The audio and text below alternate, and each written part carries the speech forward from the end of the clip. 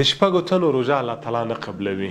رسول الله صلی الله علیه وسلم فرمایي وی الله جل جلاله د شپږو تنو روژه نه قبلوي. لومړی هغه څوک چې د صله رحم نه لري، یعنی څوک چې د خپل خپلوانو سره اړیکه پرې کوي، څوک چې د خپل خپلوانو سره خپلوي نه پالي، د دې شخص روژه نه قبلیږي.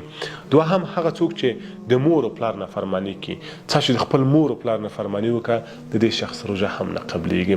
دریم هغه څوک چې د خلکو سره نیکي کړي، خو دا نیکي په دې نیت باندې کې چې سبا ته په خلکو باندې احسان برکړي، د دې شخص روژه هم نه قبلیږي.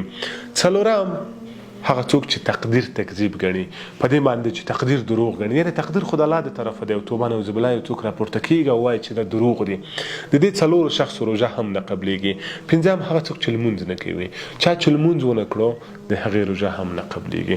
او شپږم هغه څوک چې ریا کوي، ښه عملونه د دې په خاطر کې چې خلک ورته ښه ووایي، د دې په خاطر نه چې الله تعالی ځنې راضي شي، یعنی بعض عملونه د دې په خاطر کې چې خلک ورته ښه ووایي.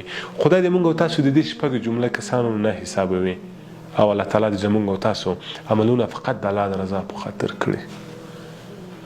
السلام علیکم ورحمة الله وبرکاته.